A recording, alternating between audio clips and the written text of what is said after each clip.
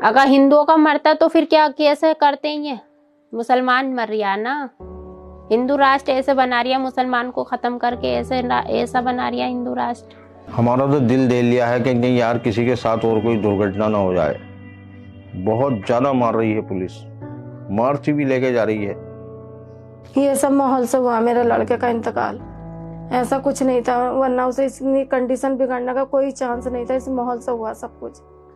क्या इंसाफ मिलेगा जिसने अभी तक सरकार ने अभी तक नजर उठा के ही नहीं देखा कि कहां पर क्या हादसा हो गया। अभी तक कोई मुआवजे की सूरत ही नहीं है, तो आगे को क्या इंसाफ मिलने की उम्मीद रखें। वो यकीनन हमारे ही मुख्यमंत्री हैं, उनसे हम लोगों को जुड़ाव भी है, लेकिन कम से कम ये है कि उनको रिलीफ की बात नहीं, एक ताज़ियती बात हो जानी चाहिए थी कि इन लोगों की जान गई है, तो इन दुख की घड़ियों में हम उनके साथ हैं। वो खिड़की पे से देख रहे थे, तो उन्होंने जब आग लगती हुई देखी, जो छोटा हाथी में आग लगा दी। फिर इन्होंने बुलेट, पहले तो इन्होंने पथराव करा सर, पथराव करते करते इन्होंने खिड़की तोड़ दी, सारी पत्थर मारे इन्होंने। और पता नहीं क्या था सर, शराब की बोतलों में, शीशे की शराब की बोतलों में पता नहीं क्या करके ये घरों में डाल रहे थे हमारे। और फिर हाजी जी, फिर छोटा हाथी में आग लगाई, बुलेट में लगाई, स्कूटियों में लगाई, टेम्पो में लगाई, तो वो पानी डाल रहे थे फहीम हाजी जी। फिर इनने जल्दी से लेके उनकी आड़ में, पुलिस वालों की आड़ में इनने तुरंत गोली मार दी उनके, संजय सोनकर ने और सत्य ने क्या मार साले को, इसको हाजी जी को, फहीम हाजी जी को। कौन गोली मारा जी आप देखा था? कौन? हाँ हमने देखा था, संजय ने मारी थी, संजय ने। ना पुलिस के सामने, पुलिस भागे वहाँ से मरी के बगीचे से इधर को निकली और उन्होंने सहारा दिया। पुलिस वालों ने इनसे कहा, हाँ सहारा दिया, करो हमारे साथ रहो, हमारे साथ करो, जो कुछ करना। वो तो निकल गया क्या पुलिस ने हमसे किया है। कहाँ से लाएंगे, वहाँ तो घर की भी खुड़की हो जाएगी। इन लोगों ने इतना बुरा असर करा हमारे साथ। ये सब आपके पड़ोसी लोग हैं? तो जी पड़ोसी, पता नहीं इन्होंने क्यों करा, हमें इनसे ऐसी उम्मीद भी नहीं थी कि ऐसे करेंगे हमारे साथ। हमारा भाईचारा, इनके घर शादी में हम जाते हैं, हमारे घर आते हैं, मगर इन्होंने, इन लोगों ने हमारे साथ ऐसा करा और हमारी बेटियों को निकाला। मेरे लड़के नहीं, घर कोई नहीं, कैसे हम कूद के लाए किसी की दिवाले में आगे में। ये मेरा आदमी था बस घर में। यहाँ का ये पूरा ये जला दिया है इन्होंने, पूरा लेकर सिलेंडर सब ले गए हैं। ये लूटपाट भी कर दिए इन्हें, सब लूट के ले गए घरों में। हम अपने भाई को हमने अपने भाई को लेके गए वहाँ कृष्णा में, उसकी मृत्यु हो गई वहाँ पे जाते ही। फिर हम लेके गए उसको सुशीला तिवाड़ी में भी बताया कि मृत्यु हो गई। फिर हम पोस्टमार्टम के लिए ले गए अपने भाई को। और हमारे घर की जो है लोड़ते पोड़तों के साथ बदतमीजी भी करी है इन्होंने लोगों ने। ये था, एक तो सत्या था और एक ये संजय सोनकर था, एक सावन था, एक वो था राजू था। ये गोली चलाने वाला ये था संजय सोनकर और उसका लड़का सत्या सोनकर, और एक वो है सावन के हाथ में पिस्टल थी, वो चला रहा था गोली, ये दाना धन चला रहा था। और रईस भाई के ऊपर भी 2 फेर करे हैं इन्होंने, वो अपनी जान छुड़ा के भागे हैं बहुत मुश्किल से। बस इनको इंसाफ मिल जाए, हमारे देवर को। इतने छोटे छोटे मासूम बच्चे हैं सर, हमारे घर में आग लगा दी इन्होंने, घर का सामान निकाल के ले गए, इस घर में घुस गए। पुलिस आई तो उन्होंने हमें बचाया कि निकलो यहाँ से, जल्दी से निकलो, तुम्हारी जान को खतरा। हमारे पूरे घर को इससे खतरा है, संजय सोनकर से। इनने हमारे एक इंसान को कम कर दिया, हमारे फहीम हाजी जी को कम कर दिया इसने। और बोला 6 में से 8 दिन पहले इनने धमकी दी थी कि 6 में से 1 को कम करूंगा मैं, वही उसने कर दिया। पुलिस की आड़ में उनने गोली चला दी, अपना काम दिखा दिया सर उनने। और उनने हमारे घर में भी घुस के अंदर कमरे तक घुस गए थे सर, कमरे तक का दरवाजा तोड़ दिए, तोड़ रहे थे। नहीं पुलिस नहीं आती तो पता नहीं क्या करते वो।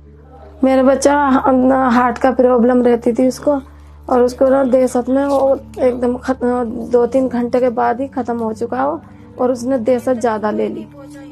परेशान बहुत हो गया, वो बोला कि अम्मी पता नहीं अब क्या होगा क्या नहीं होगा। ऊपर पथराव हुआ, मेरी टंकी वंकी सब टूट गई। मेरा तो घर में मेरे बच्चे भी नहीं थे, मेरा शौहर भी नहीं था घर में, कोई नहीं था। हम 2 माँ बेटी, एक मेरा वही बेटा था घर में। कोशिश किया एम्बुलेंस लेने के लिए? नहीं कोशिश की मैंने एम्बुलेंस के लिए। उस टाइम ऐसा माहौल नहीं हो रहा था, कहीं को निकलने का रास्ता नहीं मिल रहा था हॉस्पिटल ले जाने के लिए। कंडीशन उसकी ज्यादा से ज्यादा बिगड़ गई और वो सुबह को में ही, वो 9 तारीख में खत्म हो चुका। वो इतना टाइम ही नहीं मिल पाया जो उसे हॉस्पिटल ले जाते। और मैं तो बहुत परेशान हूँ। मेरा इतनी 20 साल का लड़का, मेरा इतनी परेशानी हो रही, मुझे हद से ज्यादा परेशानी। मेरा बच्चा काम करता था, कोई ऐसा थोड़ी था कि नहीं करता था काम वो, मगर पता नहीं एकदम से ऐसा क्या हुआ जो सब कुछ हो गया। कोई हिंदू नहीं, मुस्लिम नहीं, कुछ नहीं, हमारा तो पूरा मोहल्ला एक रहता था। पता नहीं उधर की लड़ाई इधर आके रुकी, क्या हुआ क्या नहीं हुआ ऐसा। हम लोग तो सब एक रहते थे, मगर इन्होंने पता नहीं ऐसा क्या करा पुलिस की आड़ में जो इतना कुछ सब कुछ हो चुका। बस मेरा इतना ही ले लो, मेरा दिल घबरा गया। मैंने मोहल्ले में क्या कहीं नहीं देखा, ऐसा माहौल का कोई पता ही नहीं था कि ऐसा बिगड़ जाएगा। कल हॉस्पिटल में 2 पुलिस वाले आए थे,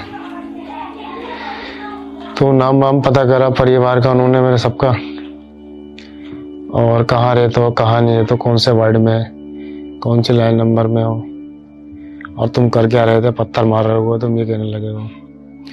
तो मैंने सर पत्थर नहीं मारे थे, मैं पेमेंट लेने गया था, तो आधे रास्ते से वापसी आ गया। सुना बस किसी को 2-4 जनों को वहाँ पर कि वो थाना जला दिया है, तो वो देखने निकल गया मैं।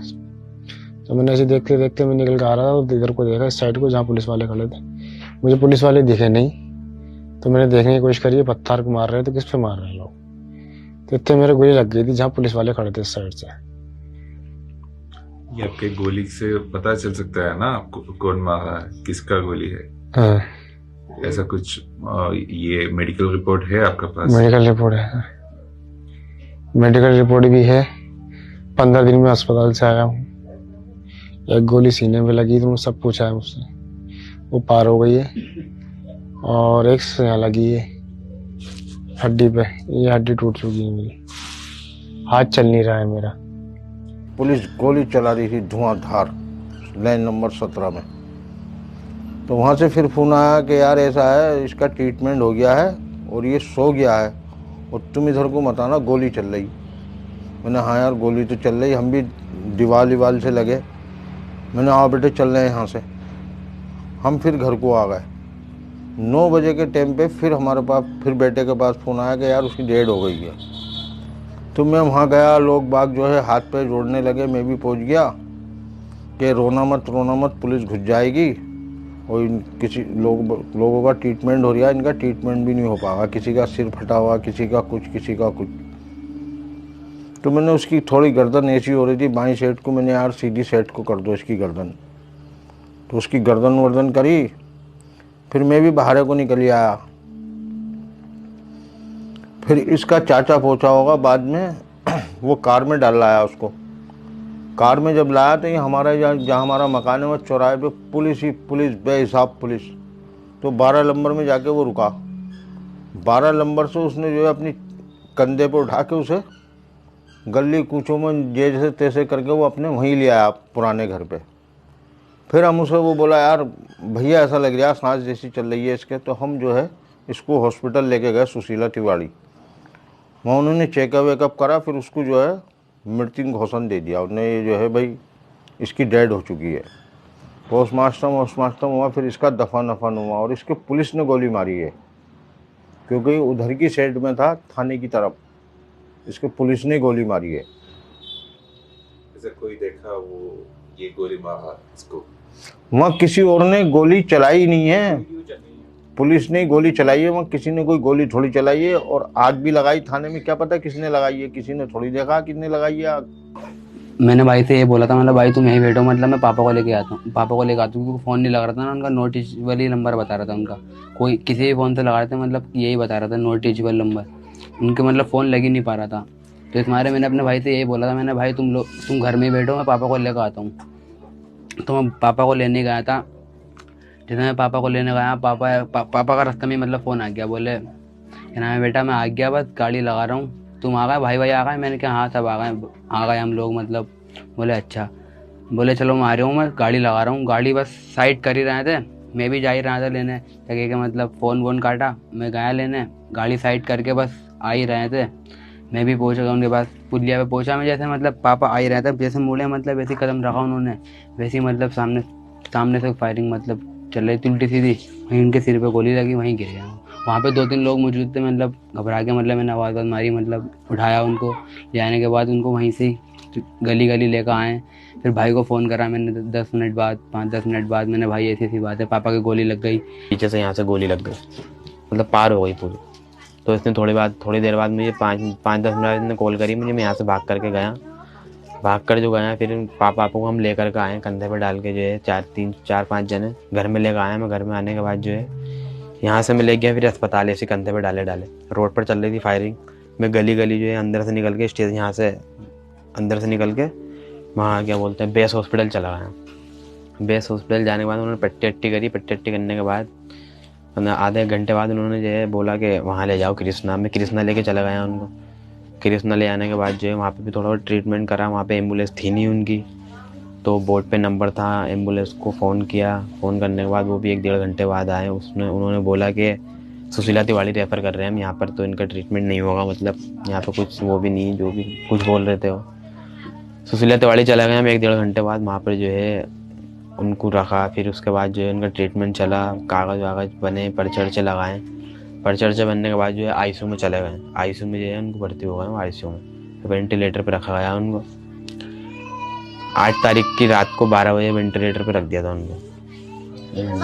काफ़ी टाइम मतलब ऐसी रहे उनके, मतलब होश तो आ नहीं रहा था उनको, होश ही नहीं आया उनको, ना उनको होश आया और ना हाथ पैर हिलाया उन्होंने। बस बीपी जो है कभी कम हो रहा था, कभी बढ़ जा रहा था, धड़कन वड़कन सब चल रही थी। तो डॉक्टर साहब भी यही बोल रहे थे कि काफ़ी चोट लग गई है। सिटी स्कैन हुआ था ना उनका, तो सिटी स्कैन में जो है गोली पार हो गई थी और हड्डी के टुकड़े पड़े थे अंदर, दिमाग के अंदर ना हड्डी के टुकड़े थे। वो बता रहे थे, रिपोर्ट में चेक करके बताया था डॉक्टर साहब ने। तो कह रहे हैं ज़्यादा ही गंभीर हालत है उनकी। उसके बाद जो है बेटी ने मेरे कह दिया था कि दूध ले आना नवासी के लिए, तो वो नवासी के दूध के लिए आगे बढ़े। जब तक थाने में आग लग रही थी, कोई गोली वगैरह कुछ नहीं थी वहाँ पर। वो थोड़ी सी 200-250 कदम की दूरी पर गए बाहर और वहाँ जाके उनके गोली लग गई। अब जब बेटे ने सुना कि मतलब मेरे पापा को गोली लगी है, जो भी पीछे से वो भाग के गया वहाँ, जब उनने देखा तो वो जैसे उनको उठाने के लिए गया या छुपा वहाँ जाके, तो उसके भी पीछे से गोली लग गई। उसके बाद मोहल्ले के लोग कुछ उठाकर ले गए बैंक ऑफ बड़ौदा के पास। हमें तो वो जोनी जाहिद जो थे वो वहाँ पड़े हुए मिले, हमारा नवासा और ड्राइवर, ये दोनों उठा के लाए। और जो नवासा जिसकी डेथ हो गई है वो यहाँ पर पड़ा हुआ था, क्या नाम, चौराहे पे। तो वहाँ हमारा छोटा बेटा मोहसिन जा रहा था अपने बहनोई को देखने, वो बच्चा वहाँ पड़ा मिला, वो उसको कंधे पे डाल के लेके भागा चला रहा। गोलियों की बौछार थी उस वक्त, कैसे चली कहाँ से चली ये कुछ पता ही नहीं चला। झगड़ा कहाँ का 1-1.5 किलोमीटर दूरी पे, और लोग कहाँ पर आके खत्म हुए, कुछ समझ में नहीं आ रहा कि क्या है क्या नहीं। अब यह लगता है इन दोनों का भी इंतकाल हो गया, इसका इंसाफ मिलेगी। अब क्या इंसाफ मिलेगा, जिसने अभी तक सरकार ने अभी तक नजर उठा के ही नहीं देखा कि कहाँ पर क्या हादसा हो गया। अभी तक कोई मुआवजे की सूरत ही नहीं है, तो आगे को क्या इंसाफ मिलने की उम्मीद रखें। हमारे यहाँ तो जो दुख हो गए चले ही गए वो दुनिया से, हमें तो सारी जिंदगी का गम लगी गया। आप क्या इंसाफ की उम्मीद है।